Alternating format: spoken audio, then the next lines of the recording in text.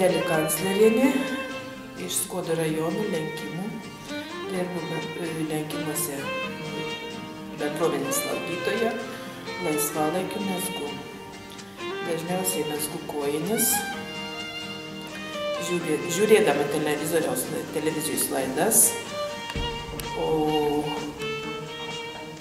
mezgant rimtesnius mezginius jau mažiau laiko lieka televizorių pažiūrėti, atsakingesnis darbas. Didesnis poreikis kojinėm. Mezgiau pirštinės, bet pirštinių mažiau pageidauja žmonės. Ir pagal poreikį mezgu vaikiškus megztukus, liemenis, suknytes. Pradžiai mezgiau iš įvairių likučių siūlų.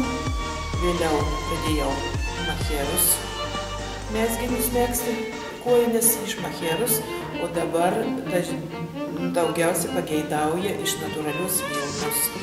Ir vilną perkam iš patikimų rankų, kad nebūtų priemaišų. Bandžiau megzti pirštinius, bet pirštinis mažiau tereikalau pirštinių, ir daugiau kojinis jau. Paklausesnis ir kojinis. O šitą vaikiški megztinukai ir liemenėlis ten kokius ir visokie tokie daikčiukai. Kepurių nemezgu. Mezgu, anūkam mezgu į megztinukus, į liemenis ir dabar šitą anūkė 6 metų mezgu suknelį. Pagal jos pageidavimą. Kalėdinį dovanėlį išsiųsiu jam.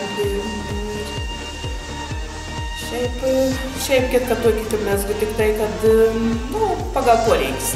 O kojines va, kiek žiūri televizorių, kad nereikėtų gamtai žiūrėti mezginį, jeigu pageidauja, priimu užsakymus. Dalyvauju rudeninėse mugėse, parodose, kur kas pakviečiame.